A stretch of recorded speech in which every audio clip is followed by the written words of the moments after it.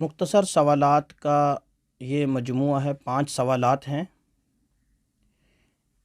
اس میں سے پہلا سوال جو ہے وہ کسی سائل نے نہیں پوچھا، بلکہ ہم نے خود ایڈ کیا ہے کہ وہ ایک غلطی کی طرف توجہ دلانا مقصود ہے کہ ہمارے معاشرے میں درود شریف پڑھنے والے 90% لوگ جو درود ابراہیمی ہم جیسے نماز میں بھی پڑھتے ہیں ویسے بھی پڑھتے ہیں، تو 90% لوگ اس میں ایک غلطی کرتے ہیں۔ اس کی طرف تنبیہ مقصود تھی، توجہ مقصود تھی کہ اس غلطی کو دور کیا جائے۔ وہ غلطی یہ ہے کہ ہمارے معاشرے میں آپ کسی سے سن کے دیکھ لیجئے گا کہ آپ کہیے گا کہ درود پڑھیے، وہ پڑھیں گے اللہم صلی علی محمد ولا آل محمد، حالانکہ یہ غلط تھا، یہ سنگین غلطی ہے۔ یہ لفظ ولا آل نہیں ہے، بلکہ یہ ہے اللہم صلی علی محمد وعلی آل محمد۔ لفظ جو حرف یہاں پر علی ہے نہ کہ لا، اس لیے یہ ایک سنگین غلطی تھی۔ اس بات کو آپ شائع کریں، اس بات کو عام کریں کہ یہ سخت غلطی ہے، ایسا نہیں کرنا چاہیے، ہمیں اپنی ان غلطیوں کو درست کرنا چاہیے۔ اسی طرح ہماری اور بھی آگے کچھ ویڈیوز ایسے آ رہی ہیں آگے انشاءاللہ ان قریب، جس میں نماز میں وہ غلطیاں، ان غلطیوں کی طرف توجہ دلائی جائے گی جو ہمارے معاشرے میں اکثر کی جاتی ہیں۔ تو اس لیے یہ جو ابھی غلطی جس کا ذکر کیا اس کو درست کیجیے گا۔ یہ لفظ علی ہے نہ کہ لا، اللہم صلی علی محمد وعلی آل محمد ہے، ولا آل محمد نہیں ہے۔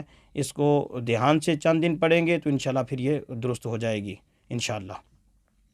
اگلا سوال رحیم یار خان سے بھائی دلاور خان صاحب کا ہے، انہوں نے لکھا، وہ لکھتے ہیں کہ مفتی صاحب ہمارا سوال یہ ہے کہ اذان میں ہم محمد الرسول اللہ اور کلمہ میں محمد الرسول اللہ پڑھتے ہیں، یہ فرق کیوں ہے؟ یعنی اذان میں لفظ محمد کی دال پر زبر اور کلمہ میں لفظ محمد کی دال پر زیر کیوں ہے؟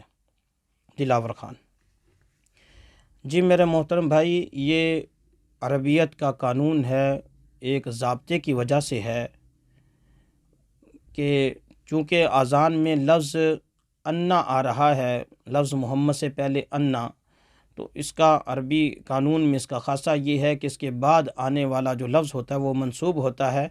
اس لیے لفظ انا کے بعد جب اس میں محمد آیا صلی اللہ علیہ وسلم تو اس پر اس کو منصوب یعنی زبر پڑے گا اس پر، اور جو کلمہ میں جو ہے وہاں لفظ انا نہیں ہے، اور ویسے بھی اس کا جو محل ہے، چونکہ عربیت میں اعراب ایک قانون کی وجہ سے آتے ہیں، ایک قانون کی وجہ سے وہاں زبر یا زیر میں فرق آتا ہے، تو یہ عربیت کے قانون کی وجہ سے ہے۔ اس لیے یہ آپ اس میں پڑھنے کی ضرورت بھی نہیں ہے، آپ صرف نقل کریں اس کی کہ اذان میں آپ نے اس طرح منصوب ہی پڑھنا یعنی زبر کے ساتھ پڑھنا ہے، اور کلمہ میں آپ نے پیش کے ساتھ پڑھنا ہے۔ یہ ایسا ہے کیوں؟ آپ اس کے لیے ایک قانون ہے، علم صرف اور علم نحو ہے، جو اس کے قوانین ہیں، قواعد ہیں، وہ پڑھنے پڑتے ہیں، اس کے بعد یہ بات سمجھ آتی ہے۔ لہٰذا مناسب یہی ہے کہ آپ ان اعراب کے معاملات میں نہ پڑھیں۔ لاہور سے اگلا سوال جی لاہور سے بھائی محمد شہزاد اکرم صاحب نے لکھا ہے، وہ لکھتے ہیں کہ مفتی صاحب ہمارا سوال یہ ہے کہ بوڑھی عورت جس کی عمر تقریباً 70 سال ہے، اس کو اب طلاق ہوئی ہے، کیا اس پر بھی عدت گزارنی لازم ہے؟ محمد شہزاد اکرم: جی میرے محترم بھائی، اگر اس کے خاوند نے اس کو طلاق دے دی ہے، یا اگر فوت بھی ہو جاتا بے شک، اگر طلاق دے دی ہے تو اس صورت میں اس پر عدت لازم ہے۔ عدت کے لازم ہونے کے لیے عمر کی کوئی حد نہیں، کوئی قید نہیں ہے۔ اگر مدخولہ عورت ہے جس کی رخصتی ہو چکی تھی تو اس پر عدت لازم ہے، چاہے اس کی عمر 70 چھوڑ کے بے شک 100 سال ہو، تو یہ ایک شرعی حکم ہے، اس پر عدت گزارنا لازم ہے۔ اگلا سوال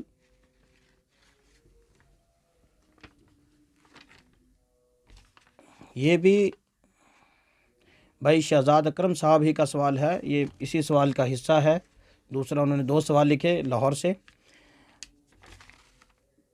یہ سوال لکھتے ہیں جی کہ مفتی صاحب دوسرا سوال ہم نے یہ پوچھنا ہے کہ ہمارے معاشرے میں بالخصوص دیہاتوں میں عورت کو عدت سے اٹھانے کی ایک رسم ہے، جس میں عورت کو بڑے اہتمام سے عدت سے اٹھایا جاتا ہے اور عورت کے بھائی عورت کو اپنے گھر لے جاتے ہیں، شریعت کی نظر میں یہ عمل کیسا ہے؟ محمد شہزاد۔ تو میرے محترم بھائی، یہ فضول بات ہے۔ عدت گنے چنے دنوں کو کہتے ہیں۔ اگر عدت وفات کی ہے تو وہ 120 دن ہیں، 4 ماہ اور 5ویں مہینے کے 10 دن، 120 دن ٹوٹل ہیں۔ جب 120 دن پورے ہوں گے تو عدت خود بخود پوری ہو جائے گی۔ اس کے لیے اس کو عدت کو ختم کرنے کے لیے کوئی رسم کرنا، عدت کو پورا کرنے کے لیے کوئی خاص اہتمام کرنے کی ضرورت نہیں ہے۔ اور جو ہے طلاق کی عدت ہے یہ 3 حیض ہوتی ہے۔ اگر عورت حاملہ نہیں ہے تو 3 حیض ہے، اگر اسے حیض نہیں آتا، حاملہ بھی نہیں ہے، تو 90 دن ہیں۔ جب 90 دن گزریں گے تو اس کی عدت خود بخود پوری ہو جائے گی، اس کے لیے کسی خاص اہتمام کی ضرورت نہیں ہے۔ اگلا سوال فقیر والد سے بھائی محمد کامران صاحب کا ہے۔ وہ لکھتے ہیں، مفتی صاحب ہمارا سوال یہ ہے کہ اگر بندہ ٹیپ ریکارڈ سے یا موبائل پر قرآن پاک کی تلاوت سن رہا ہو اور اس تلاوت میں آیت سجدہ پڑھی جائے تو کیا سننے والے پر سجدہ لازم ہوگا یا نہیں؟ نیز اگر ٹیلی ویژن پر لائیو تلاوت ہو تو پھر کیا حکم ہے؟ محمد کامران۔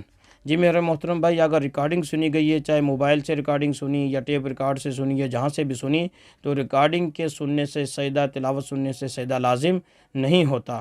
البتہ اگر ٹیلی ویژن سے لائیو پروگرام کوئی چل رہا ہے، وہاں لائیو ابھی سامنے ایک شخص بیٹھ کر تلاوت کر رہا ہے اور وہ آپ کو لائیو دکھایا جا رہا ہے، تو اس صورت میں سجدہ لازم ہوگا، وگرنہ ریکارڈنگ کی صورت میں سجدہ لازم نہیں ہوتا۔ السلام۔